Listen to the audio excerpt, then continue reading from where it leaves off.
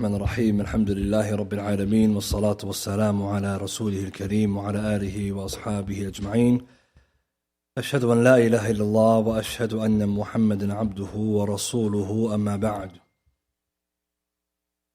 Continuing our lessons on the new series on the practical guide to seeking Islamic knowledge. Last week we spoke about the prerequisites necessary for the student of knowledge, some of the qualities that a student of knowledge needs in order to become successful in their journey. And then we finished talking about a little bit about the curriculum that a student of knowledge takes in terms of studying and learning this deen. And we said that the ulama, the scholars, they divide knowledge into three categories. Knowledge which is an individual obligation, knowledge which is an individual, a communal obligation, and knowledge which is voluntary. So ilm which is fard ayn, and ilm which is fard kifai, yani it's communal, and ilm which is nafal, it's voluntary. And a student of knowledge then begins their study in the knowledge which is an individual obligation.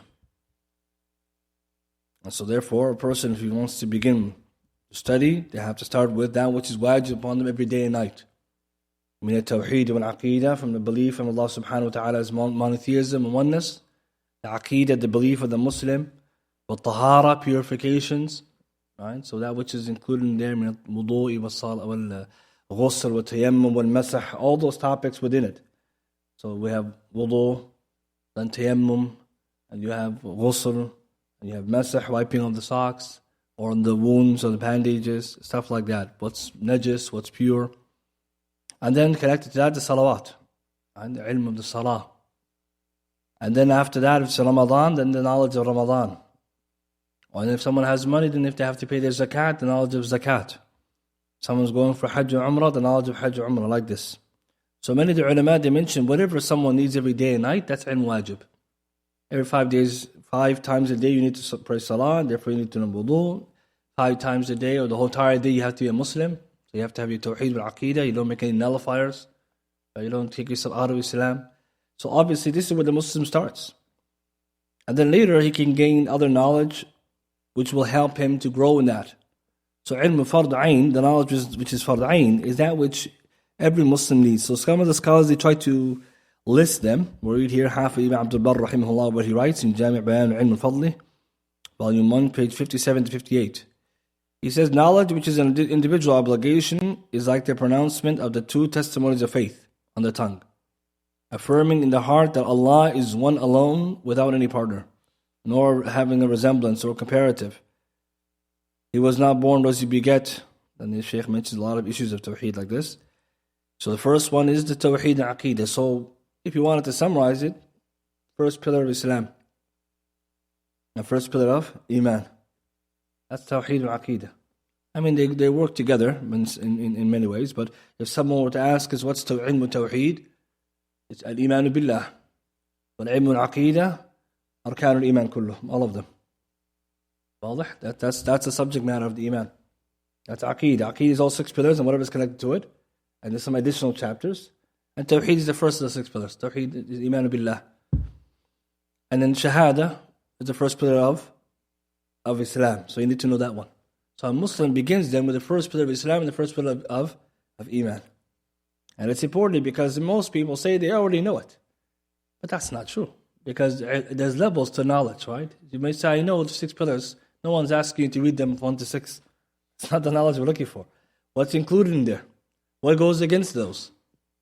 See, so you have to know what's inside of it. What's the Aqeedah al-Sunnah wal-Jama'ah, the correct creed? What's the misguided creed? So scholars, they say when it comes to creed, and we studied this before a little bit, there are levels. Level to be a Muslim and level to be more knowledgeable. So student knowledge is not just trying to memorize the 5 pillars and memorize 6 pillars. That's not going to work. Because if that's for lay people, if you know those, the lay people need to know this knowledge mujmalan. Pay attention. When it comes to aqeedah, it's mujmal. Aqeedah mujmal is, okay, what's the belief of the Muslim? I believe in arkan al-iman wal-islam. You just list them out to the people. General knowledge. You don't have all the details, just generalities. That's called general knowledge or general aqeedah. Summarized aqeedah, aqeedah mujmalah. That will give you as a Muslim, that will keep you as a Muslim, right? Then there's aqeedah mufassalan, يعني in detail. Okay, malaika, what's their names? What's their jobs? What do they look like? Who's the malaika? This. So these kind of details. So you want to study the basics, and you want to expand. So if you only know it in summary, no problem. But if you're studying, you want to study with a little bit more detail. After that, you go to the 5 pillars, he says, 5 prayers, which are obligatory, the 5 salah, and it's necessary to know that which is a bit of knowledge. So you need to know the purification, the pillars, the obligations, the nullifiers, all that is connected to salah. So since tahara is a condition of salah, we start with tahara. So the Muslim starts with that, wudu and al-ghusl, because you need those two, and if there's no water, tayammum. And then someone may then go deeper in that later. But at least if he knows that basics, today, tomorrow, he can do wudu. If he's said janaba, he can do ghusl. And then there's more connected to that. Then the salah. So the salah is not just pray the salah, learning the salah. So what are you going to learn? You're going to learn shurut al-salah, the conditions of salah, the arkan al-salah, the pillars of salah, wal-wajibat, the obligation of salah, wa-sifat al-salah, description of salah, wa-nawaqud al-salah, or the mubtirat, what breaks the salah, wa-makruhat. That's so you learn like that. What you need to know before, what you need to make the salah valid, what you need to avoid so it doesn't get nullified. And this is also important for the new Muslim. So some of the scholars say new Muslim also learns the salah like this. First they learn how to pray, then they learn the things around it. So simple salah, most of us, that's what we study. مثلا kitab simple salah, Shaykh al-Albani, the Prophet's prayer is described. But that's the description of salah. Right? Simple salah has some of the pillars, yes. Has some. He mentions the pillars of Shaykh, he mentions some of the arkan, the shurut, but he doesn't mention maybe in a list. So some of the scholars say then you go to another book, which maybe just summarizes for you, so at least you know what are the pillars, what are the obligations. After that, the Shaykh says, if it's Ramadan, the fasting of Ramadan, the obligations about it. So Ramadan's coming up, so we have to try to learn about Ramadan, what breaks the fast, how to fast, all those things. Right now in Saturday classes, we're studying that. And then Shaykh says, if someone has wealth, and is capable of making Hajj, then the rulings of Hajj. If he has money for zakat, then the zakat, and so on and so forth. So the rest of them is based on the situation. And sometimes the ulama refer to this knowledge as ilm al-hal. Ilm al-hal is the situation you're in.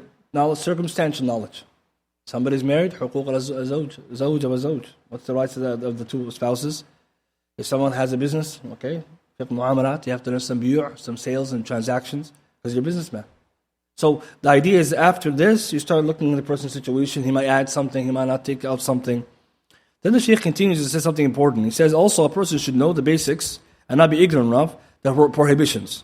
Like zina, it's haram, alcohol is haram, intoxicants, eating pork, and all filthy things, stealing, usury, stealing people's property, bribes, etc., etc. So he lists a number of major sins. So from the basic requirement that a Muslim, he knows what are the major sins. Right, so what's the easy way to learn that? You get a book like Dhahabi's Kitab al-Kabair, you learn some of the major sins. I mean, there's 70 in there. The major sins are more than 70, but you learn the big ones, so you don't fall into them. Maybe if you see the first 10, 15, 20 of them, okay, what are the biggest ones? Shirk and qatl, shirk and killing people and stealing and zina. So you know that. Because it's acceptable for Muslims to be ignorant of that basics. Right? So imagine if somebody sitting and practicing Muslim and he's eating pork. We're all going to say, this guy is not a practicing Muslim. Right? We're all going to say, I think he's not. But most people will say, but what if he didn't know? So that's what Sheikh's saying. Some things you can't say, I didn't know. Because some things everyone knows, even the kafir knows. Right? So that's why some knowledge like this, everyone has to know. And of course, there are more details to it, but just in general. And he also talks about the things which are prohibited, like oppression, marrying your mother or your sisters, basic things, and stuff like that. So some of the basics of haram and some of the basics of the halal. And the reason why is that someone can live according to the Islamic legislation. The more you learn, the more you increase in that knowledge. So basically, this is the general curriculum. So in summary, it's Arkanul Islam wal Iman. This is what someone's studying. And they're going one by one to study them properly. Because every Muslim has to know them. But again, we're talking about a student knowledge, and a Muslim who's even a lay Muslim even has to know that. So for the lay Muslim, their standard is a little lower. Mujmalan, maybe he knows in summary, he doesn't know all the details, but he knows we believe in angels. He knows his qiyam and the qadr. He knows, for example, siyam, how to fast. Okay, that's good. If someone's a student knowledge, he's going to know at a higher level, and the more you increase in knowledge, the more you'll have. And all of this is fardu ayn, brothers and sisters, obligatory knowledge. There's no escape. So if someone starts practicing their years after, or they start practicing right now, This is where you're going to start. Practice your whole life, that's where you're going to start. There's no skipping that level. And so the reason why it's important is that nobody could tell themselves, oh, I'm older now, I got to go to something else. No, you got to start with what you need day and night. Then after you get that basics, then you can move on to things that are the communal obligation, like learning Arabic language, hifz al-Quran. Because if someone's trying to memorize the Quran and doesn't know Allah, Nabi Sallallahu Alaihi Wasallam, what was the curriculum? It began with Iman. So scholars, they talk about that. To memorize the Quran, someone's already in the Fard Kifaya zone. It's not the basics. Because when you're going to memorize the Quran, you don't even know what the Quran is, the speech of Allah. You don't even know what is the Quran.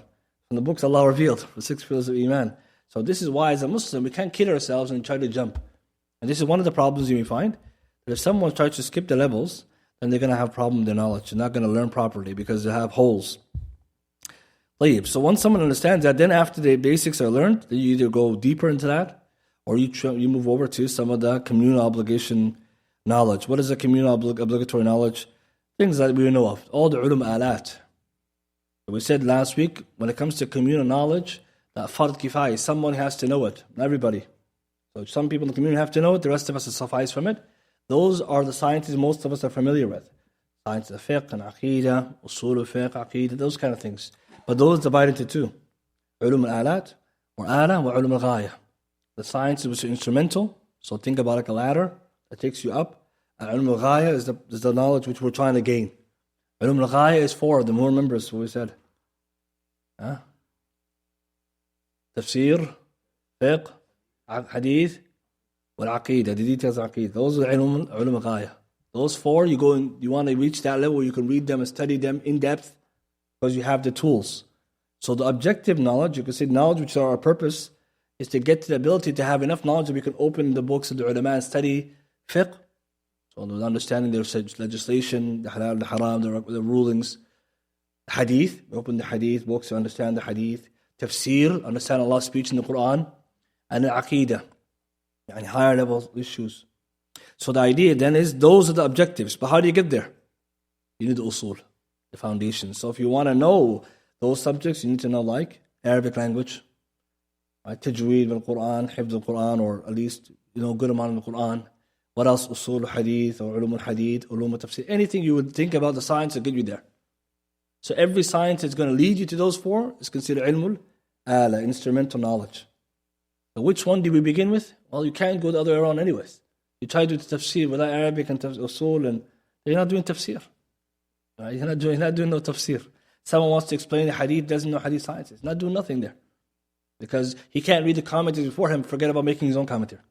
So that's why when it comes to the other knowledges, we start with those ones, the ones that we need to learn in order to get to where we need to go. Of course, everybody wants to comment or study the tafsir and the Quran, but again, if you want to study them properly, you need to have some tools. Otherwise, your knowledge of the tafsir can be minimal. That's okay. You can have, no one's saying you can't read a basic tafsir, basic hadith explanation. I'm just saying you want to engage in a deeper level, you need the tools. So that's why the scholars always talk about that, starting with the tools. And then making your way up, right? Working your way upwards. And then the last category, ilm nafl, the voluntary knowledge, is the knowledge which is beyond these two. Imam Nawawi, he says, rahimahullah, it is to deeply study the foundations of the evidences and thoroughly examine matters beyond the level needed to achieve the communal obligation. So to go really in depth, like tabahur, yani going serious, kind of specialization. So some of the ulama, they're specialists, you see them, specialists in certain subjects. That's ilm of nafl. He knows way more than is necessary to preserve that knowledge. He knows it deeply. And every scholar has speciality. Some they specialize in more than one, and some of them, mashallah, they have, Allah gave them tawfiq to specialize in most, if not all of the knowledge, and those are rare. So, ilm al-nafl, you can see that you can kind of think about takhassus, speciality or specialization. So, for example, in universities, they teach people that. You get a degree, you become a specialist in a particular subject area. But even then, in order to be a basic student knowledge, you need to know the basics of all the sciences. And in one science, you can go deeply into it. So the objective for the student then is to know a little bit of everything. And that's the key. A little bit of every subject. And then maybe one subject, you know more, or a lot. For everything you know something. وَفِي شَيْءٍ كُلِّ شَيْءٍ. For everything you know something, and one thing you know everything. That's what some of the ulama say. So every science you can't say, I never know hadith. See, that's a problem. Someone knows fiqh, but he says, hadith, I don't know it. What fiqh are you doing then? Obviously, the level we're talking about basic fiqh. To do basic fiqh, he knows at least in basic hadith. So let's say a student wants to learn, when he's in the community obligation, he knows a little bit of every subject, a little bit. And then what happens? Now he can try to go upwards to go to the objective knowledge, and he has the tools to understand now, and because he studied those, he can go back to the books and benefit from them with the ulama's tapes, and he can ask questions to further his knowledge of those objective knowledges. But it can't be the case that if you want to learn the objective knowledges, the fiqh, the aqidah, the tafsir, and hadith, and you're missing a core science, it's not going to work. Because you're not going to be able to appreciate nor understand properly what the scholar is saying because you're lacking that knowledge. And that's why the ulama, they always focus on the building the foundation, layering. So at the end, it's about learning step by step in layers. And if you think about the layers, it's level 1, level 2, and level 3. And then when you finish level 3, then you finish all the core sciences. And now pretty much you're able to go up and you can start opening these bigger books and bigger lessons, and you can just benefit from them freely, because when the shaykh mentions something, hadith or fiqh, you're not going to be asking, what is that? You already know. When they say the hadith is mashhoor, the hadith is gharib, you're not going to ask him the definition. You know what you should know by now what it is. Or he mentions a qa'idah fiqhiyya, or you should know. If you did this subject, you should be there. So the problem we have then is that if you're trying to get to the the objective knowledge, you got to do your time in the instrumental. And again, if you do it like this, you learn properly. If you try to skip it, then the problem you find, people who are studying a subject, but they don't have the principles, so they're weak. The knowledge is weak. So in any case, what we learn from this is that there's a curriculum. Like it, or don't like it, or want it, or don't want it. It's how you learn. You have to follow a curriculum. So the idea is that scholars, they differ about what kind of books go in each category. What's the preferable book? What's the advisable book? That the ulama differ. What they don't differ on is the way that you learn. You learn this one, then you learn that one.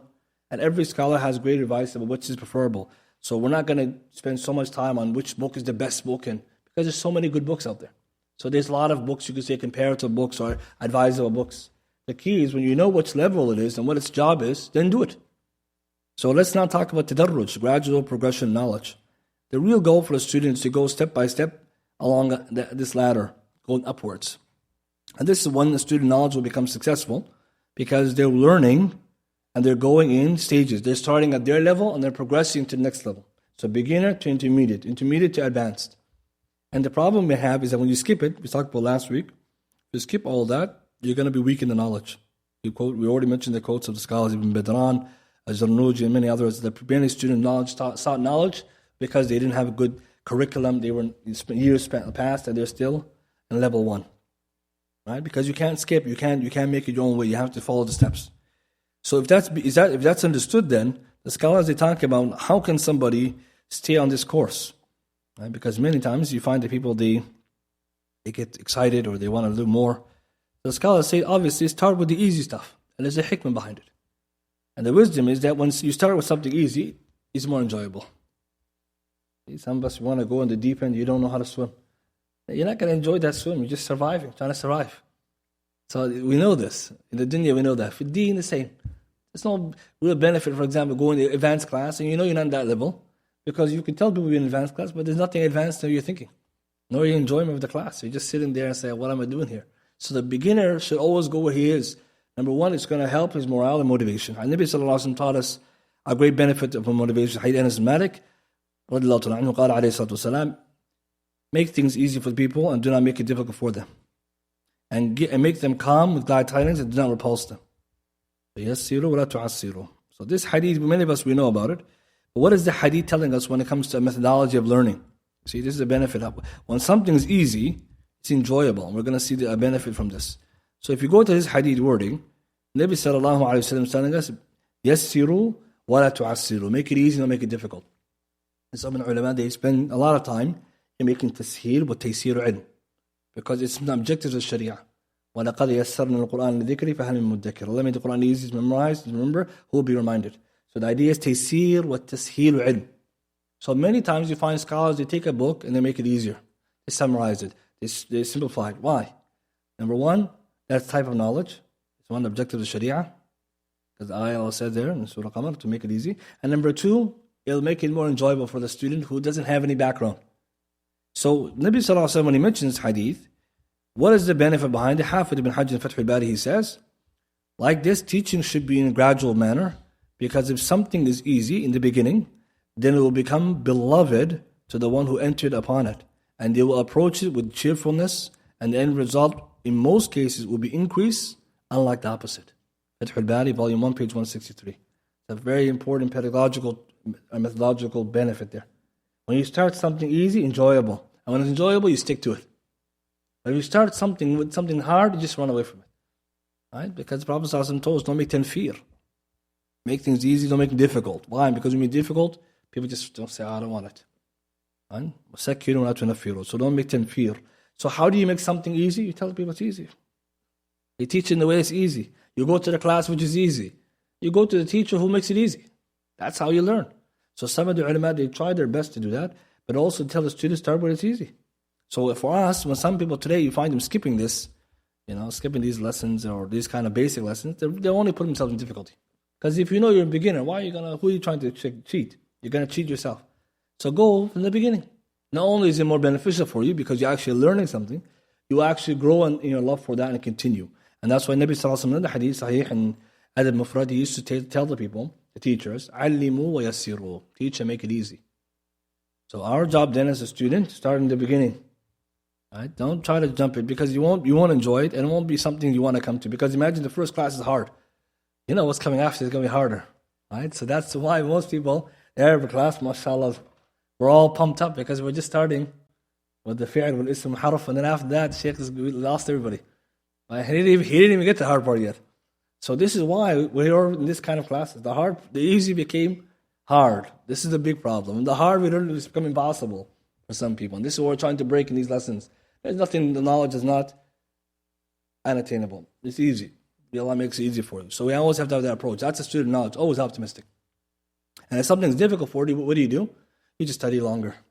You make more dua to Allah. And you try different ways. And you never give up. You ask different people. You don't just say it's hard, I'm going to leave it.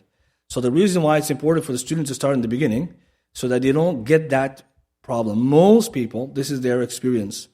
They began to seek knowledge and it was difficult in the beginning. Either their methodology was not right, or the teacher taught above their level, or they joined a class not in their level, and then they got turned away because it said it's too much. I can't keep up with this. So scholars always say, try to get an easier class, start with something easier. And whatever you can't do currently, do what you can do. So if it's one subject, just your brain can't get around it, you can't understand it, stop that class and go to the class which you can take and benefit from it and come back to it. That's okay because you can take time. You can organize things like in college, university. You can put some hard subjects later to first base yourself on something easier and then come back to it. But what you don't want to do is you want to skip it. So if something's hard, you're going to try to find a way around it. But you try to start your level. And this is very, very important. This is one of the many reasons why people stop seeking knowledge. Because they're in the wrong level. Okay, and so how would you know your levels? Well, you're going to say, do I know the fard ayn knowledge? Do I know the individual obligatory knowledge? The answer is yes, okay. Now you can move on. The answer is no, or I'm not so clear, or I don't have strength in it. Okay, maybe I should strengthen it. But what you don't want to do is people getting stuck and just going to be revolving around one level.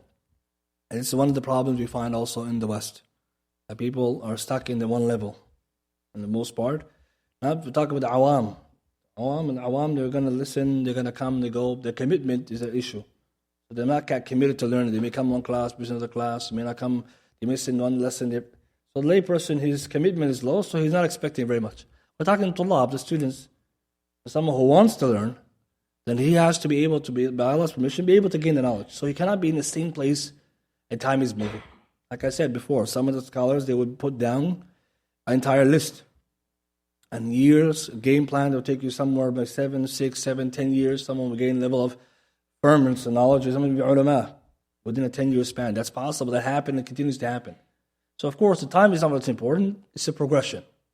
Well, it's not allowed if someone's stuck in Mustawa Awwal, the first level.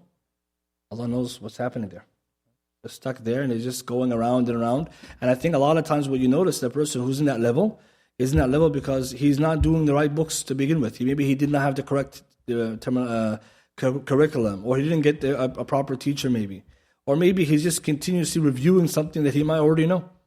If you already know something, you know well enough, you should continue, go to the next level. Don't get stuck in the first level and continue go there. So for example, Thalath al-Usul. What kind of level is that? Beginner? Brothers, Thalath al-Usul? Beginning level, right? That's a beginning level book. So that book, you should be able to cover it once and you move on. Because the book, it's not designed for somebody to make Turkey's specialization there. It's a beginner book for lay people. But yeah, sometimes some people still, years are passing and still thought, that's okay. What kind of sharh are you putting on it? No, Shaykh did sharh that many years. And it's unfortunate, you find this, brothers. We have to pay attention to what the curriculum ulama lay down versus what's happening around us. There's a big difference. But the ulama consider an intermediate student becoming a shaykh in these lands. This is truth. This is truth of the matter. Someone's becoming a shaykh, he's only second level. He got out of the first level. It's impossible. Because the level is so low, anyone can pass. So what we need to do is we need to realize, okay, where are we in this knowledge? And when the ulama teaches these curriculums and how to learn them, there's a timeline, roughly. And some of the bigger books can take you a longer time. Smaller books, it's a matter of months, not less. You'll be able to finish it. And if you're studying once a week, like we do here, then yeah, the lesson will be prolonged. But imagine you're studying something every day. You have audio lessons, or you listen to a lecture that's already recorded, the teacher, or you're going through a sharh of the shaykh. It shouldn't take you months. Right? Sometimes even faster because you're reading every day, you have your portions set out. But what we don't want students to do is that they don't want to have a curriculum or they try to jump, because when you jump, it's going to catch up with you. And some of the ulama, they say a very famous statement. Shaykh Abdul Qaadir, he says, from the ulama of Damascus in the past, طعام الكبار والسم الصغار. The food of the grown is the poison of the children. If you give children steak, they're going to die, right? When they're newborn. Steak for us is mashallah. For the child, it's poison. Until they get older. So say, طعام الكبار, the food of the elders, سم الصغار is the poison of the beginners or the youngsters. So if you come, for example, you want to go advanced aqeedah, you don't know the basics, it could be put shubahat in you because you don't know any levels. You don't know anything deeply, so you get shocked. Or for example, someone wants to learn something, in usul, fiqh or something, and he doesn't know any basics. It's not going to be appropriate for him. So you might even push him away from learning and say, I don't want to learn. So that's why we encourage brothers to not be shy from beginning. That's how everyone learns, from the beginning, and don't be worried about that. Now, the scholars, they talk about the curriculum. There's many books that someone can take. We'll just mention some examples. And all the books that somebody's taking, ultimately, they're supposed to help the person along the path. So it doesn't necessarily matter that deeply if someone has a different book they're taking, provided the book is still authentic and advised by the ulama. So that way that they're learning, right, a correct book. As long as the book has been advised by Ahlul Ilm and it's at an appropriate level, it's advisable. But some of the ulama, they lay different books down. So let's talk about, for example, Tawheed. Let's look at an example, Tawheed. Someone wants to study the subject of Tawheed. So before someone starts reading the books of Tawheed, if we can start off by reading knowledge about the first pillar of Islam, the Shahadatan. So you're going to first learn La ilaha illallah, Muhammad Rasulullah, all about its meanings, its conditions. That's the first pillar of Islam. Before you get to any book, or you get a book just on that. What does La ilaha illallah mean? What are its pillars? What are its conditions? What are its maratib, its levels? What are its arkan? So you may find sometimes something like this, as basic as it is, somebody might just skip it and say, well, everyone knows that. And that's not correct. The student knowledge doesn't say that. Say, no, I need to know it. Because it's not true everybody knows it, but also even if everyone knew it, do I know it? So you can start with something like that. When you finish the understanding of the two testimonies of faith, what they are, the meanings, etc., then you can progress maybe to another book that's going to cover the Aqidah. So Tawheed and Aqidah, what's the relationship? Tawheed is the first pillar of the 6 pillars of Iman. So you start off with the first pillar of Islam too, because that's the one that everyone should know. And it's part of Tawheed. And then you can go over to the books of Aqidah. We talk about the categories of Tawheed. So a lot of times you notice that either way, you should start with the basic, the most basic of it. For example, there are some nice books or audios of Sheikh Salih, Dr. Salih, rahimahullah, about the two testimonies of faith. You read it, you explain it, you get the 7 conditions, the pillars, all the stuff that you need from it. Beautiful. Then, when you know that, now you say, okay, now I want to go more into Tawheed. I want to go into Rububiyyah and Uluhiyyah, all those categories. So you go to a book that will give you that. So from the books that are available, there are many. We'll just mention an example of the books that we know about and the order you take them in. Once you have some foundation, you can move on to a book like Thalath al-Usul, the 3 fundamental principles. Shaykh Sulaymaan bin Abdul, an example. Because that book covers all Tawheed and Aqidah you need, basically with the Quran and Sunnah. Very simple excellent. You could read an explanation of whatever the shuyukh you prefer, because there's so many of them. But you pick an explanation you like, Shaykh Salih Fawzan or Shaykh Ibn Uthaymeen. Right? Ibn Uthaymeen is very good, it's in English. Or you can use Shaykh Salih Fawzan, he has summary on it too. So you pick. And then, once you have that, that's a kind of establishment of basics of Tawheed and Aqeedah. It's like giving you a summary of the basics of what you should know. The 5 pillars, literally he mentions them with their proof, and the 6 pillars and their proof. A little bit about Rasul Sallallahu Alaihi Wasallam, going to the 2 shahadas. He talks about the purpose of life. So it's a nice book.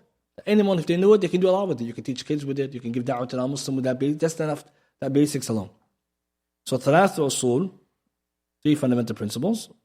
And then Al-Qawaid Arba'ah, you can do the 4 fundamental principles. Some people like to do the other way around. It's up to them. You can flip it around if you want. But the Qawaid Arba'ah focuses more, the 4 fundamental principles, on shirk. So if you want to start with the 3 fundamental principles, or you want to start with 4 fundamentals, the 4 fundamentals is shorter. So some people like to go there because it's shorter. So we'll go with the shorter one, talk about Tawheed and Shirk, and then I'm going to go to the longer one. It's okay either way, right? Because they also have slightly different topics. Al-Qawaid Arba'ah is just about Shirk and Tawheed, whereas the Thalath Usul is about more of the Aqeedah.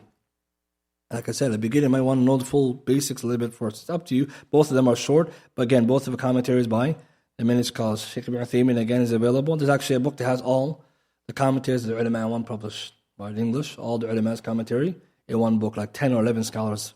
So you can get that book, for example, read all of them if you want to read different times. If you want. Otherwise, you can just read one of the sheikhs. After that, then, a person would have enough of the basics about Tawheed. He learned enough basics. There's no details yet, but he knows the basics. He knows the 3 categories. He knows the difference between the 3 categories. But now he needs something more concrete. And then he needs to go to Kitab al-Tawheed, which is going to be the Umdah, the foundation of the whole chapter. That's going to be the mainstay, the backbone of the whole subject. Kitab al-Tawheed is a serious book. And that book, by Shaykh Muhammad Wahab, all the books are by him, that book is going to teach you all about the Tawheed. Everything you need to know to establish the Tawheed and not to nullify it. So it's a great book, fantastic book, and unique in its kind. Because it's chapter, Quran, Hadith, and issues, like benefits. Again, many explanations are available on that, from the classical scholars to contemporary. So that person can pick any of them, or he can listen to the commentaries of the teachers who are online who taught it, whatever you wish. But that book is going to be the one you're going to master eventually. Eventually, that's the book you're going to go back to, you're going to master it. And we'll talk about that later, how to do that. And then after that, someone now, he can go to the advanced level now. Once he's finished the Kitab al-Tawheed, he knows what Tawheed is. He knows in detail now. So the first 2 books give it to you in summary. The Kitab al-Tawheed give it to you in detail. It's like 74 chapters. It goes chapter by chapter, everything you need to know. And there's big issues there, and big qawaid there, lots of principles. So when you finish Kitab al-Tawheed, you have the detail. What do you need now? Now you're talking about the shubuhat, the people of doubt. We're going to bring the opposite, and nawaqid, that was going to nullify it.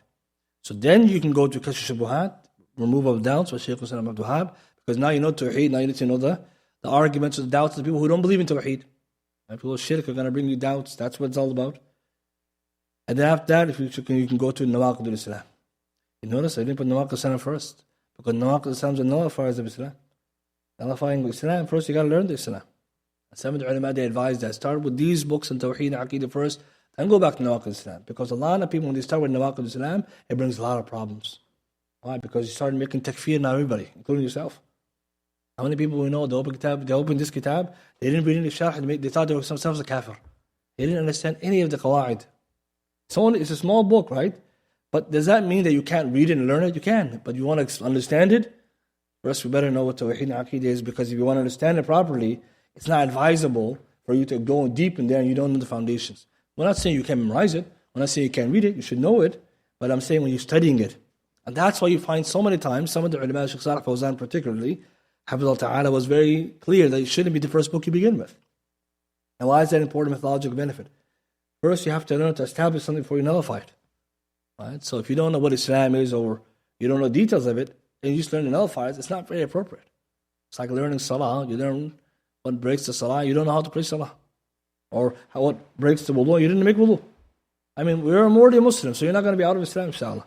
And if you didn't know anything, you read Nawaqid Islam, you have udhr bi-jahl, you're jahil.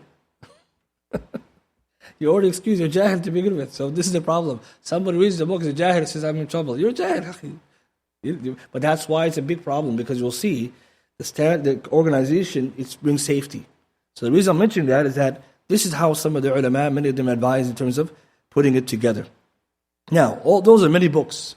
But if you finish all those books properly, you have Tawheed down properly. So how many books really is it? It's 3 books, and then 2 of them for the doubts, and the one for doubts and one for the nullifiers. Ultimately, all of these books, they can be covered in levels. So how will you study these books? You will not go one book and the next book and next book. You do one book, and then you move on to another book, another field. You make layers. That's easier to study. Some people like to study one book and go all the way down. But the reality is, you would like to know different subjects.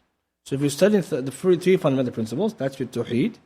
Maybe you want to do something else in fiqh over there after. You change the subject, so you go around like a circle. Put a layer first, and then another layer. It's easier, and it also makes it more enjoyable, because when you change the subject, variety, it gives you some variety. If you just study them all one down the lane, it can be difficult. Why? Because you have to be patient. And you may not know anything about other subjects, which is not necessarily, right, always advisable. But again, everybody's different. But some people, we notice that if you do a little bit this one, with that one, then will come around again, that's more enjoyable. Layers. Because ultimately you want to have, right, a foundation which is strong. So you go in layers. Layer 1, 2, 3, 4.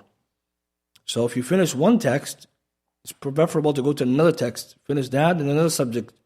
And that way you're building this foundation. And then you feel excited to come back down to the next level, where you're progressing now a little bit higher. Now the idea is, brothers, when you look at these books are the curriculum. They don't necessarily mean if you study them, you know the subject. The difference then is between the one who knows, doesn't know it, it's how they study it. And that's the topic for another time. How do we study these books? We have to learn that. So there are methods to learning. It's not just you read the books, close it, you know it. You have to learn properly. What's inside of them? What are their objectives in the book? What are the principles that govern the book? So one of the difficulties that come is that people say they read the book, they studied the book, but then they may not take the takeaways that they need from the book. Which why scholars are always advising and explaining the best explanations, or even simplifying those explanations, or trying to put books where give you the principles of it, so that you know, okay, when you finish this chapter, this is the takeaway, this is the principles, this is the issues you should learn, here's the adillah, so you have a wraparound. Otherwise, you may finish a book and say, I still don't know which part is important or is the most important. And we'll see later how that can be done. But the idea is to finish this level, and you finish all of this, a person will finish what level? Individual, right? If he does these books, he has the basics, right? The basic knowledge of Tawheed, and he has even more. I think maybe a little bit more, but he's finished that now. What is he going to do next? He's going to go into some more advanced things. And again, this is all in basics, because if you finish all these books, there's more bigger books in Aqeedah and Tawheed that he needs to go to. Especially Tawheed. Kitab al-Tawheed, we say, one of the best books, but not the only books out there. There are more books, advanced books. So a person now, he can go deeper because he knows Tawheed.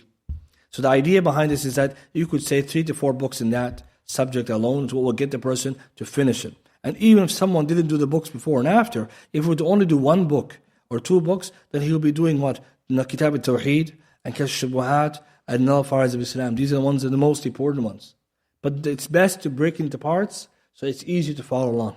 Because some people and some of the scholars, they just pick 1 book, the book you need, Kitab al-Tawheed. If you study that properly, you will know the rest of them. Right? Because everything is not that, it's going to fall into nullifiers essentially when you go into that book. But the idea is, that's Tawheed. Then Aqeedah, there's a curriculum. Then Fiqh, Mutahara, there's a curriculum. Then Arabic, there's a curriculum. Quran, there's a curriculum. So the idea is, once you learn, okay, this is a good book to start, what do you do next? Now you start there. So for example, let's say now you learn the 3 fundamental principles, it's an excellent place to start. Okay, that's going to be your first book to study. And when you're going to study it, you're going to study in a way, you're not going to study it again. You see, brothers, one of the things people always manage, I'm going to go back to it. There's no going back. There's a long road to go. One and done. You finish it and you move on. So how do you study that book then? You study in a way, you're not going back. You're not going back. There's no going back. And that's one of the problems people have. Say, I'm going to read it again. Why are you reading it the first time if you're going to read it a second time? And someone say, I'm going to read it 3 times. You could do that, or you could read it 1 time, and it's nice. Some of the ulama advice, read it properly, understand it, take proper notes. You're not going back. So you study in a way that when you finish it, you know that book very well. You could teach somebody else. Or someone to ask you, what's that book about? Okay, here we go. This is what it is. Either you memorize the whole book or you know everything about it. Its formation, how it's organized. So that's a very critical reading. This is how we're supposed to study. And the reason why this is important is that you find some people, they're studying it in a very loose manner. They're listening, they're reading, listen. No. Student knowledge needs precision, and he needs to remember he hasn't much time. So trying to make a system in which you read a book, you take notes, you memorize, you learn with as much accuracy as possible and details, and you make your notebook your reference point so you don't have to go back to that book again.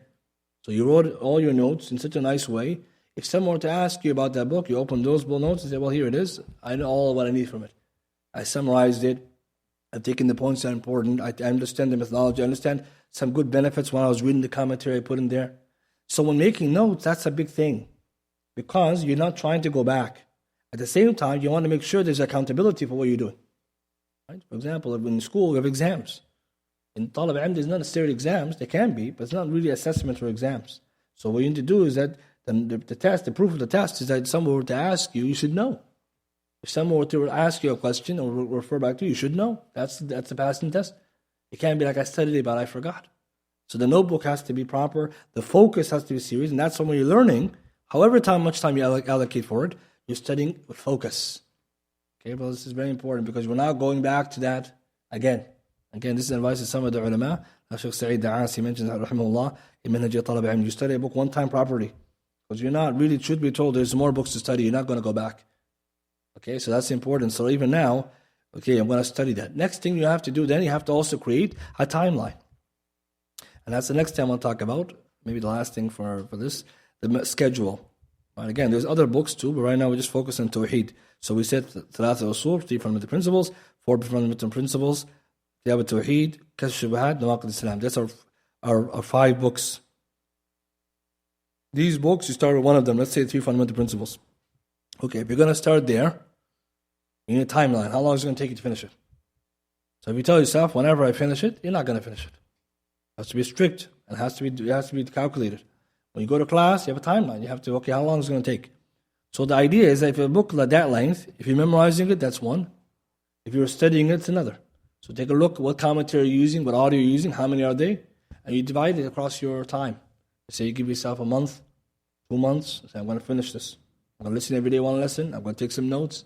If you have more time, you say I'm going to shorten it, because I have more time, I can do faster. But whatever timeline you put in, there needs to be a timeline. That's the first. And this is where you find some people, there's no timeline. No wonder he's not learning.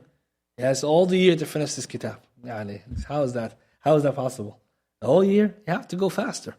The second thing we also know is that in order to get to where you want to go, you have to remember that you need to study this and give yourself that artificial timing. There's no extra time. You have to go. You have to move. Because once you give yourself that break, that there's more time, then essentially what's going to happen is you're going to find yourself procrastinating, delaying. So what was supposed to be done a month or 2 will take you 2 to 3 months. So that means you're not serious, right? Because you're supposed to be doing it every day. And so you try to give yourself a daily requirement of reading or listening and taking notes of whatever book you're studying. And some people, they divide it across the page numbers. How many pages is the sharh? Divided by 1 month or 2, whatever timeline. That's it. Every day 10 pages or every day 1 tape. Because again, the shaykh sometimes a long, lecture's long. So you pick it and you make it. And when you have that schedule now, you stick to it. Right? Rain or shine, doesn't matter. Every day, every day. Someone calls you to come outside, I'm sorry, I gotta study. That's how it is. Talib Ilm is serious. He doesn't have time. And if you want to be able to be strict, you have to put yourself in that situation. Right? The way the kuffar say, business for pleasure, right? Talib Ilm is doing more than that. He needs to be more serious, strict. So if you didn't do your lesson, say, okay, wait, I gotta finish my work first before I come out. So you have to prioritize your timing. And scholars, they also encourage that a person overload his schedule so it doesn't become too difficult. Imam Nawawi says, rahimahullah, he should not burden himself with what he cannot bear out of fear of boredom. And this differs from one person to another. Okay, some people, they could take a lot more lessons, some people less lessons. Like Imam Nawawi himself is a great example. He has 12 lessons per day, and he reviews them all 12 at night. So that's why he got to where level he got. He's only like mid-40s when he died, rahimahullah. Became a senior scholar, right? How did he get there? Because look at what he's doing. 12 studies, lessons a day, reviews them 12 at night. He doesn't sleep. Imagine, he just sleep on his books. He literally just fall asleep. He didn't have time for sleep. So that's like the next level, right? So we're not trying to necessarily become like that. That's not maybe easy for us. We're saying, okay, every day you have some time. And a student knowledge has to prioritize the timing. Because you say you want to be student knowledge. Every time you have to be learning. And that's why the ulama, we look at them, they squeeze their time. They have time for studies. They have time for, they're always busy with something of knowledge. So for us, we're not necessarily going to have hours upon hours, because you could be working, you could be in school. Okay, how much hours and time do you have? And no one can say, I have no time. It's a matter of, you have a time? Yes. You have a schedule? Yes. You have to use it. You can't say, I don't have. I think one study found that everybody has approximately 1.9 hours or 2 hours of free time. They do nothing throughout the day. Everybody. So we got to cut it out, brothers. I'm sorry, I don't have time. You have more than 2 hours, definitely. We have. That's the average person who's busy. Most of us, we're not that busy. We say, I don't have a time. But the idea is you didn't make it. You're not making time. So you need to make time. And when you have a schedule, you stick to it. So for example, let's say you study in the mornings. That's it. You're going to study in the mornings. After Fajr, you're going to have your timing. And you don't have to make it necessarily very long. If it's hard for you to study for long, you make it short. But let's make it productive. So let's say it's 30, 40 minutes of reading and studying that. Okay, that's fine. Some of the classes shuyukh teach are not very long, but they're intense or they're very focused. You can get quickly what you need and you can move. And that's another fa'idah that we learn. The knowledge doesn't have to be sitting hours. Yes, the serious people of knowledge, that's what they do. But you can do 30, 40 minutes. You can do even make it shorter. For example, it's too much, 20 minutes. You have one chapter. Make it easy. If you can't do one chapter, you can do a chapter. And what you do is if you make it less, we said, it becomes more enjoyable. It's only one chapter a day or one section, and you're learning it inside out. It gives you more liberty to work around it. What happens? You master it. That's a benefit. You say, I'm going to do 5 chapters. That's a little bit difficult. So less is good. Pick a time and just focus on it. Imagine 20 minutes in one chapter. You can read it, then you take notes on it, then you can review it, then you can make it. You can do so much with it. And then you finish like, mashallah, I know that chapter very well. And then tomorrow's chapter, you'll be excited for it because you did so well the other time. But if you're not progressing along this path, you'll find yourself missing the classes and later on falling behind in your schedule. Imam Siddiq Hassan Khan, rahimahullah, he says, from the beautiful schools of thought, an obligatory method of learning is not to combine between 2 sciences at once. But rarely does a person become successful in either of the two, due to what involves dividing one's attention and turning away from each of them in order to understand the other. So both sciences become blocked or difficult and result in failure. Abjad al-ulum. And this is true. This is true. If you study 2 sciences which are very taxing, it's very hard. You're going to mix them together. So let's say you're learning a subject in Arabic sciences and you want another subject like usul fiqh. So both heavy subjects. So it's better to do just the Arabic, finish it, then move on to the usul. And for some people, it's 1 book at a time. They can't do more than 1. Why? Because you just want to put all their intention there. So that's advisable. It's not, you don't have to have so many. And I think this is a good method of learning. So for example, doing Salat al-Usul, that's all I'm doing. For in terms of 2 books, maybe doing some Quran and other things, but when it comes to knowledge, that's the only book I'm reading, I'm studying. Because that's where I am. So when you put it as the only lesson, you can study it daily, you can study it faster because you're just concentrating your energy. Then when you finish it, produce nice notes, then you move to the next subject. Then you forgot some of the subject, you go back to the book again. I have my notes now, I don't have to read the book again. I already have the notes I already made, I can review them. So I don't have to go through the Sunnah again, I already have it. And again, the more you go on knowledge, the more you don't have to go back. Because what you're studying forward is going to cover what is behind. So no one's going to say, I have to start all over again. No, if you got the Kitab al-Tawheed, it encompasses the Usul, Al-Qawaid al-Arba'a and others, it's encompassing them. So that's why you get to the level where you say, okay, I'm just going to review this. And that's what the goal. You keep going until when you want to review your Tawheed, Kitab al-Tawheed. Give me the book and my notes, I have everything in there. That's my reference. And when it comes to Aqeedah, we'll see, for example, you pick a method like Wasatiyah, or you can pick Tahawiyah, as we'll see later, a book, when you finish everything, and that'll be your reference guide. And scholars, that's what they do till today. Some of them, they finish studying something, and they have one book where they refer to, that's their review for that. Whenever they want to review some Tawheed, they go to that kitab, because it has everything they need, or their notes, everything in there. So it's very important to understand then, one subject at a time is easier, and better for your brain, and less mixing. And this, I think, is advisable, especially for a student who's a beginner, because you're just starting. Don't give yourself a hard time and try to take on more. But if you're serious and you have time, energy, you can do it. You do it more. Also, a student knowledge must be consistent. As we know, Aisha, radiallahu anha, Nabi sallallahu alayhi wa sallam said, that which is done continuously and even small. And when he's asked for the best good deeds, that which is continuously even if it's small. أدومها وإن قل. So a little bit by little bit. Shay'un for shay. So every day. So you have to remember, speed and accuracy is not the goal. Sorry, speed. Accuracy. Able to be sawab, and accuracy, not speed. How fast you finish the kitab doesn't mean anything. How good are you in what you understood? Because sometimes people say, he finished the kitab, and then he gets something wrong, and it isn't accurate. Knowledge, the most important thing is accuracy. You got the correct view, You have the correct understanding. This is very important. Why? Because what it can do, when you understand something correctly, you have the understanding you carry for the rest of your life. You understood something properly. So you don't have to go fast. You go in accordance to what it's going to take to get to that understanding. Sometimes some issues take longer than others. But the goal is a little bit every day. In everyday life today, people are not very disciplined. This is why they need to have people to study with. They need to have a program they're part of, a class they attend. They need accountability. So most of us, when it comes to self-study, this is what we're doing. Because we're not, we come to the class and then we're going. Majority of the knowledge that you learn is happening away from the class. It's not happening in the class. The teacher will only open to you the keys. The rest is on you. Just like in college, university, and high school, right? You do the most of the self-study. So for every hour of class lecture, there's going to be a couple of hours of extra stuff you do at home. But the problem we find, people, they wait for the dars to do the rest. So that's last week's dars, this week's review. No. If you're going to review this last week's dars here, you're finished. Because you're going to add another mas'ala on top of that. And the first one you forgot, the next thing you know, you're drowning. So we need to have a reminder that we have to do a little bit every day. And the onus on us to do the review. You have to find out the time. I also want to finish now. I mentioned that the key is the firmness. To stick to the schedule, stick to the curriculum, no matter what. Something came in your way, you got delayed, or some unfortunate event happened. Just continue, don't give up. And the ulama, they mentioned, Man thabata nabata. Whosoever is firm will grow. Firmness is to stay firm on the path. And that's why ilm requires sabr. Because the beginner, he wants to go fast.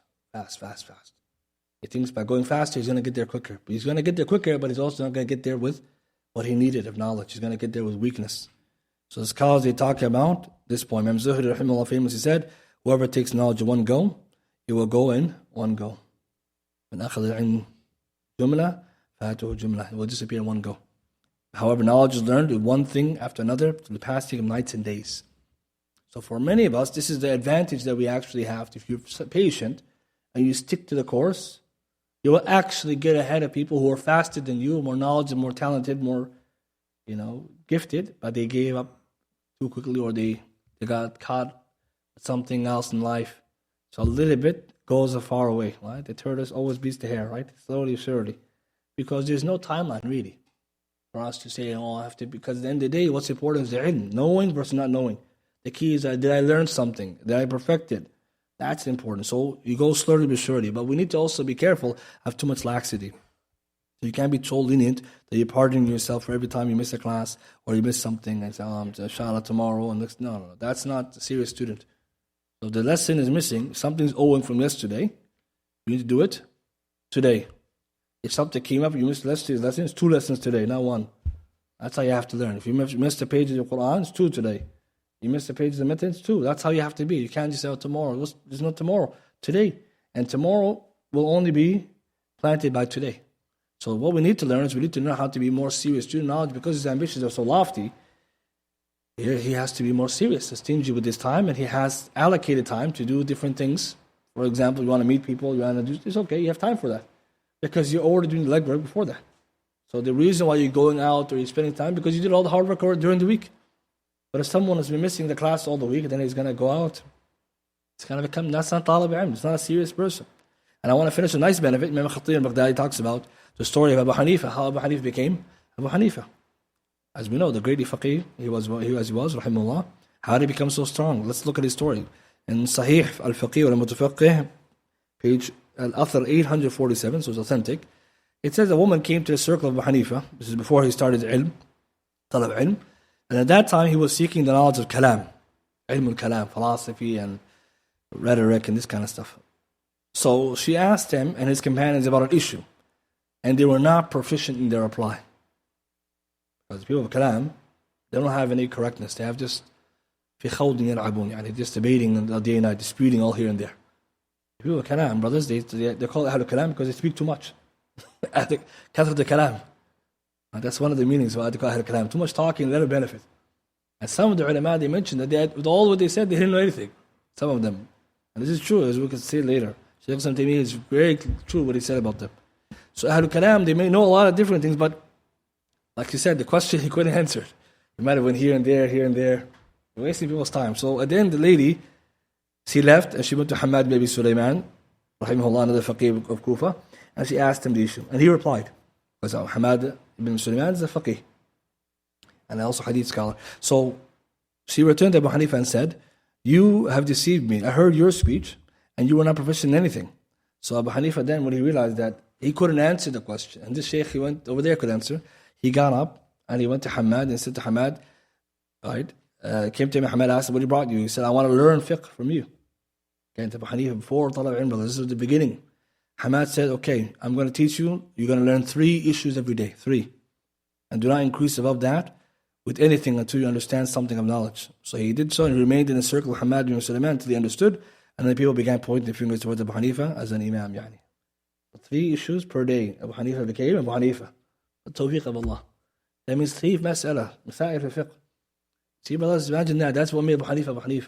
So if many scholars, they learn a little bit. And I told the brothers last week the story of the famous Qaadir, we know in the qira'at, right, and the different versions of recitation, Asim ibn Najud. Hafs and Asim, how did he become Asim? This great Qari. Imam Dhahabi in Sir A'lam al-Nubala, he mentions his story. In the beginning, Asim was ta'ban, wasn't good in Quran. And he mentioned that when he first went to study, he went to Hafs to learn from him, and he read to him. He said to him, no, you're going to start from the beginning. You don't know anything. Even though he was learning before. And he used to say he only used to give me a few ayat per day. About 3 or so. And he said, we'll come to him night and day, rain or shine. 3, that's it. So the day he even passed away, I said, can I get more? It's only 5. Nothing more. At the end, he's on the qira'at. We read his qira'at. We know Hafs and Asim. We know Shu'bah, the other qurra who are not like him. But look at his story. Imam Dahi mentioned this. Beautiful consistency. Sometimes it starts like that. You go to teacher, says, okay, you got to start all over again. And you might think, oh, no, I can't do that. No, you have to do that. If you want to learn, it's okay. But why is this important? It's no one's going to ask, and no one mentions in the books how somebody necessarily got there, how long someone got there. That's seldom mentioned. You're not going to see in the biographies, this person became alim 20 years. All they say, alim Shaykh Fulan, that's it. As long as you got there, that's it. So the goal is getting there, not how long it took us. Here in the West, we're worried about that. How long is the path? What does it matter? Get on it. Right? Then you got to get there. But this is the question we find today often. People always worry, it's going to be very long. And next thing you know, the time will pass anyways, and you're still in the same place. And that's the reality we have to avoid. Even if you don't realize, if you're passing time already, do it in a structured way. So next week, inshallah, we'll cover more on that. Now we'll talk a little bit about some of the Arabic stuff, reading and stuff like that, inshallah. So maybe we'll go over there. Then we'll have quick questions before we end this section. Yes?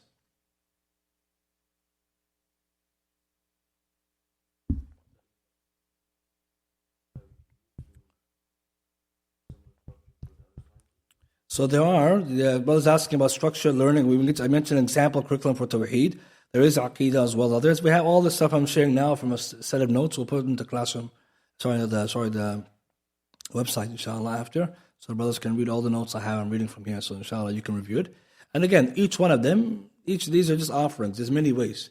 But the key is, whatever book you're going to go with, once you know the book you have to do, you stick to it. That's it till it's finished.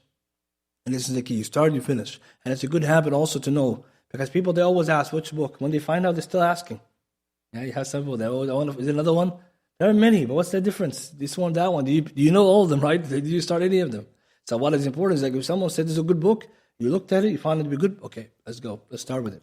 And later you might find other books which are just as good, but it's okay. Inshallah, they're beneficial. So I will share that. And we'll talk about later how to study these books, how to take notes, on those other things, more details. Right now we're just covering the overall.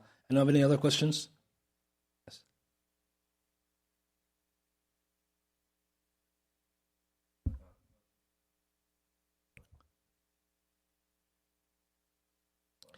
So some people say don't focus too much Tawheed and Aqeedah, focus on the Quran, that's how you can understand it.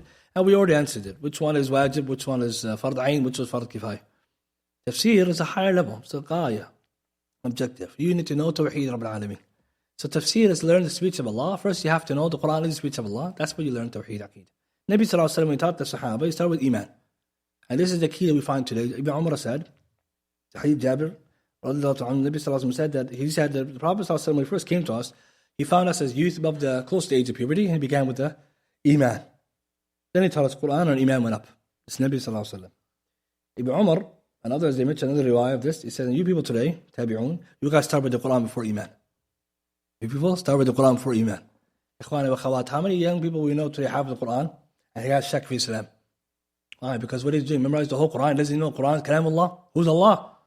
He doesn't know. All he knows the whole Quran. No, it's not going to work. Because tomorrow if you die, what's Allah going to ask us? What's the key to Jannah? Tafsir is like the higher level. Imagine tomorrow we die. That's another point to remember. What are we going to get us to Jannah? Man qala la ilaha illallah dakhil Jannah. So scholars say you have to know the basics before you go above. Now, of course, if you read and learn Tawheed and things while reading Tafsir, no problem. But this is not the most ideal way.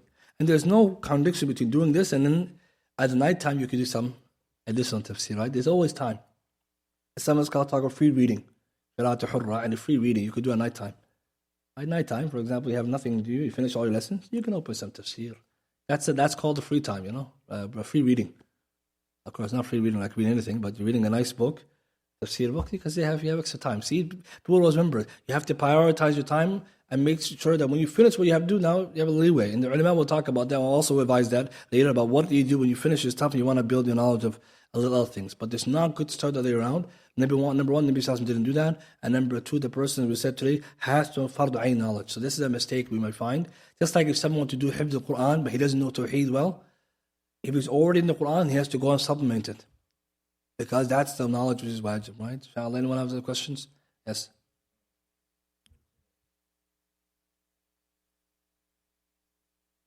It's true, the Quran, no doubt, is the best one. But the Prophet of time, who preceded us in that advice? The ulama, did they advise that? Did they do tafsir before they do anything? It's a good question. Nabi Sallallahu Alaihi Wasallam started with Iman, Jabir said. And he taught them tafsir. He taught them the Quran too, right? But see, the problem is that when we come with new methodology, this is why sometimes you find that people have their new advice. If some of the ulama advise that, no problem. But we say, well, look what generally what the ulama are saying. They always advise these books we advised. Because this is the way that they learn and the evidence is indicating. And if we come up with a new strategy, this is another thing, you might not be successful. All they were mentioning here is what the ulama who became ulama are mentioning. Sometimes you might come with a new way, you're not going to become successful. So we need to pay attention to what is most important, which is know their basics, then you can go above. Question, sister asked, what is recommended to learn before starting memorizing the Quran? We already talked about it, Tawheed and Aqeedah. You have to know the basics of it. That's fard ayn. No one can say, I don't know it. All right, so everyone has to know the basics. So you have to go from there. Because if you pass away or something happens to you, inshallah, you are a Muslim who knew the basics of the deen, and you are not negligent. Because fard knowledge means, talab ilm farid ala kulli Muslim, that fard knowledge, this is the one we're talking about. Farid ala kulli Muslim. What's fard is not necessarily the ones that communal. Communal is higher. We're talking about the fard on everybody. So imagine someone says, I didn't know anything about Tawheed, and the person passed away. We're scared for them. We're scared for them because even though they're Muslim, we say this is naqs, this is absolutely taqseer. You can't be so falling short, right? So this is a thing we have to pay attention to. First, you said, what's the best, most beneficial way of taking notes from reading and studying a book? We'll get to that next week or the week after about note taking. There's no one system. Some of the ulama they talk about, you can use iPads or notebooks or whatever strategy you want. All of this is wasail. But wasail, they have different ways, means. But we'll talk about later an example of note taking, one strategy you can use. But the goal of the notes are supposed to help you memorize and retain the knowledge. The notes are not supposed to be something you compile and you put on yourself. Okay, so that's a mistake. The notebook becomes, for some people, it becomes like the carbon copy of the kitab of the sheikh. If you're going to copy the book you're studying all over again, you're not making a notebook now, you're making a carbon copy. You're making a printed copy. So you need a notebook. What you took out of it, what you understood from it, something special. But your notebook is a memorization aid. So whatever you can't memorize with your heart, in your notebook, inshallah, you can suffice. Or your tablet. And this is important because many of us, the memorization might not be as good. So at least, you can take some good notes and you can keep it somewhere safe so I can always go back to it. Or if I forgot, I can pull it up very quickly and check it. That's the advantage. But we'll talk about later what are some strategies of that. There's no one way, but there are many ways. Yes, brother.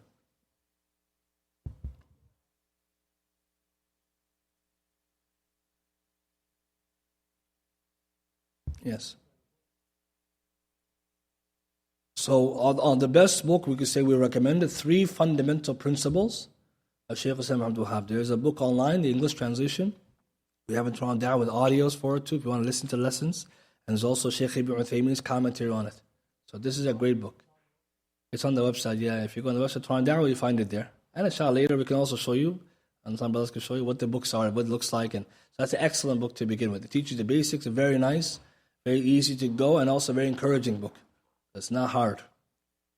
Yes? So sticking to the schedule, the thing about the schedule is you have to know what takes people away from the schedule. One of them is our own laziness. So we typically make excuses for ourselves, and it's not allowed, right? You shouldn't make excuses for yourself. You miss something, you have to catch it up. Another way some people get off the schedule is too much in and out and too much gatherings of people. Actually, Imam Ibn Qayyim has a nice speech in Kitab Fawaid about the different types of meetings between friends. We're going to read later, right? The different majalis. Some majalis are a waste of time, some are beneficial, some are a hindrance, some can give you a reward. So you have to remember, going out too much or mixing with people all the time, when you have things to do, you have to pick a time for it. Yes, you have to visit your friends and family, but you have to pick a time. Talib Ilm has to take care of things first. Also, you may find people when it comes to the schedule, they don't have a habit. So if you write it down, or you put it into a block, timing, al-khayru aada, good as a habit. It's hadith sahih. So you can make it like a habit. Okay, every day, after Fajr, I start this class. There's nothing around there. After Fajr, you just look at the time. Oh, it's time for my class. That's my study time. Some people do after Asr. So every day, no matter what, that's the time. And sometimes you'll be thrown off. It's okay, but generally you keep to it. And whatever you can do, you make up for it later. So let's say something came up, I had to go to a special gathering, no problem. I'll just make up tomorrow's lesson, like that. And you can also use, as we'll see, our free time to kind of fill in the gaps. If it's a tight schedule one day, you can break up the things into parts. A little bit in the morning, a little bit afternoon. But you need to have something. But if you don't have a schedule, you don't have an idea what book you're studying, how you're going to go through it, then you're never really going to progress. And this is why so many people find themselves not really going anywhere. Because they're not actually actively following a schedule. They're not actually being serious about their own selves. They don't have accountability. Right? So, for example, they don't say, okay, what time is it? Where's your book? You write down the goal, you didn't even achieve it. What are you going to do now? How are you gonna punish yourself for that? Right? You can't always give yourself a reward. You have to punish yourself. You didn't do your work. So for some of us, we're too nice to ourselves. We always reward ourselves, forgive ourselves. That's why you need a mu'allim. He doesn't forgive you that easy. And that's what you learn. When the teacher is there, the accountability. That's part of it too. Someone you have to own up. It could be with study buddy, even someone you study with. He's going to ask you, didn't memorize? He's going to get ahead of you. Let's say, astaghfirullah, he can't get ahead of me. I'm ahead of him. I have to catch my class. Or he's going to look at you and say, come on, we have to do it. That's what we need. We need accountability. A lot of times you find that we're missing that. So when you're studying alone, it's not easy. You have a group, it's very good. But the group has conditions. There's conditions who can study with. Can I just pick anyone and say, let's study together? That guy's going to take you away from the class. But you have the accountability, especially in these places where everything is out there. So how does Talib Ilm really keep the schedule? You can't escape it. He has a book on his phone, his tablet, on his room. Anywhere you go, the book is there. The ulama, they always walk with books. Today in your phone, you have the PDF there. You're in the line, you open the kitab, you're still reading. Yeah, that's the ikhwan. You have to be serious. You're in the car, you put the tape. You can't escape where your lessons everywhere. So that's how people, they take advantage. And you see how they do it, subhanAllah, their time management. They use every time to do the review and study and they teach and they explain. That's why they're always busy. So even if they're in an environment where people are not maybe as religious as them, mashallah, look what they're doing. So we have to surround ourselves with it. And the more you do it, it becomes easier. The more you study. The beginning is the hard part. So today, for example, you make a schedule and tomorrow you do it. If you feel like you can't do it, ask someone to hold you accountable. And then, inshallah. And again, these are soft skills that someone has to learn. Okay, now the last question, otherwise, inshallah, we'll go over there and do some stuff. Yes? I think I took where is it? Another one? Should we take notes for every book we read? Not every book we read you have to take notes. Some books you read for enjoyment or just review. It's just a nice book, you're browsing it. There's different types. The books you study, there's a book you review, or the book you browse. So if you're studying a book, you need to take notes. If you're just reading through a book, it has some benefits, you may take down something you like from it or copy it. But not every book you have to take notes. The books you're studying. So the difference between studying a book and just reading a book. Some books you read them, mashallah, it's a nice short book, it's good fa'idah in there. It really encourage you or taught you something interesting. There is a book I'm studying, like that. So if you're studying it, you're studying it. So you have your notebook and pen like school. Taking down the notes, you're paying attention. And the goal is to make sure that it stays in your mind what you learn. Someone says, what are some of the fruits of knowledge? When you learn knowledge, it teaches you humility. It gives you taqwa. It draws you nearer to Allah. The biggest fruit is that you can able to know your deen. Ala basira, upon insight. So you're not easily confused by doubts. And no one can take you away from the Sirat al-Mustaqim. Also, you could be a fa'idah, a benefit for your family. Because someone amongst our family, all of us, we have to aspire to be people who can help our families. In the dunya wal akhirah. We want to be someone, we can make dua for them when they pass away. Shafa'ah for them yawm al-qiyamah. We want to be for them a barakah. So we have to learn. And knowledge is the easiest way. And the biggest fruit, obviously, is that the knowledge is ibadah. When someone learns, you find barakah in your life. Wallahi, barakah al-ilm. Ilm brings barakah. It brings a great blessings to your life. And the person who doesn't have it, or doesn't benefit from it, then he's been deprived. Man yuridillahu bi khayran, yufaqihu fi din. You have to always remember the hadith. When Allah wants good for someone, He gives you understanding of the deen. And when Allah doesn't want good for someone, He deprives him of ilm. See, this is important. This is understanding this called to deprive the knowledge means he doesn't have knowledge. So you could have money, but if you don't have knowledge, then you're deprived. So we always have to ask ourselves, I need that share. I need my share. And the Prophet ﷺ told us to encourage to get more. So those are some of the fruits of it. And obviously in today's time, it's a responsibility for us to relearn it so we can help the community also in doing da'wah and dispelling doubts. Inshallah, we'll end with this much. Inshallah, for the brothers, we'll turn over there. Subhanallah, bihamdika, ashhadu an la ilaha illa anta, astaghfiruka wa atubu ilayk.